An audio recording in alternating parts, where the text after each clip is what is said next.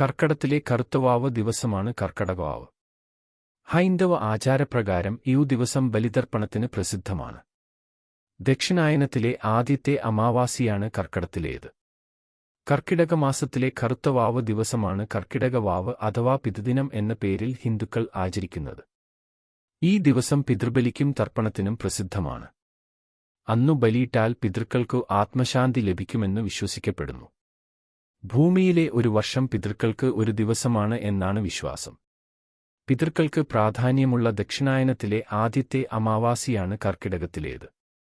അതുകൊണ്ടാണ് കർക്കിടക വാവുബലി പ്രാധാന്യമുള്ളതായി കരുതുന്നത്. പ്രധാനമായും മഹാവിഷ്ണു, മഹാദേവൻ എന്നിവർ മുഖ്യപ്രതിഷ്ഠയായി വരുന്ന ക്ഷേത്രങ്ങളിലാണ് ഈ ചടങ്ങ് കാണപ്പെടുന്നത്. തലേന്നു വ്രതമെടുത്ത് അമാവാസി ദിവസം കുളിച്ചു ഈറണിഞ്ഞു മരിച്ച് മൺമറഞ്ഞുപോയ പിതൃക്കളെ മനസ്സിൽ സങ്കൽപ്പിച്ചു ഭക്തിപുരസരം ബലിയിടും. എള്ളും പൂവും ചോറ് അല്ലെങ്കിൽ ഉണക്കലരിയും ഉൾപ്പെടെയുള്ള പൂജാദ്രവ്യങ്ങൾ കൊണ്ടാണ് ബലിതർപ്പണം നടത്തുക. അന്ന് കാക്കയ്ക്ക് ഭക്ഷണം കൊടുക്കുന്ന രീതിയും കണ്ടുവരുന്നു.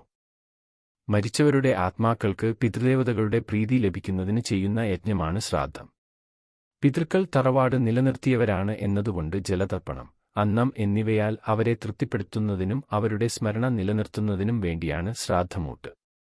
ഇത് ചെയ്യണമെങ്കിൽ തലേദിവസം മുതൽക്കേ വ്രതം എടുത്തിരിക്കണം എന്നാണ് പ്രമാണം.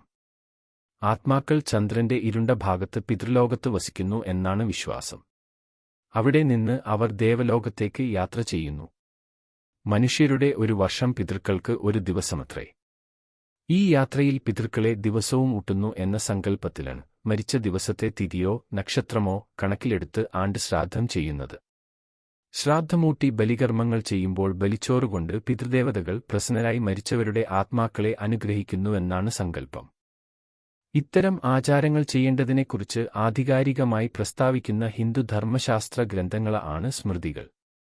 ഒട്ടുമിക്ക സ്മൃതികളിലും ശ്രാദ്ധത്തിന്റെ മഹത്വത്തെക്കുറിച്ചും അത് ചെയ്യേണ്ട രീതിയെക്കുറിച്ചും പ്രസ്താവിച്ചിരിക്കുന്നു. മരണാനന്തര ചടങ്ങിൽ കാക്കയുടെ പ്രാധാന്യം. പുരാണ കഥയനുസരിച്ച് ബ്രഹ്മാവിൽ നിന്നു വരം കിട്ടിയ മഹിരാവണൻ എന്ന അസുരൻ യമധർമ്മനെ ആക്രമിച്ചു.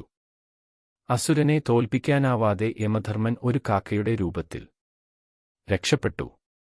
അങ്ങനെ തന്നെ രക്ഷിച്ച കാക്കയ്ക്ക് ബലികർമ്മത്തിൽ പ്രാധാന്യം കൊടുത്ത് യമധർമ്മൻ പ്രത്യുപകാരം ചെയ്തു.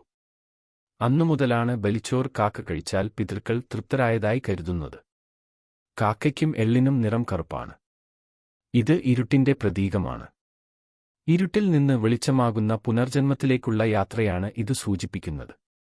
എള്ള് വെള്ളത്തിൽ നൽകിയാൽ പിതൃക്കൾക്കും അഗ്നിയിൽ ദേവതകൾക്കും തൃപ്തിയടയും. ഇതിൽ അടങ്ങിയിരിക്കുന്ന എണ്ണ പ്രാണനാണ്.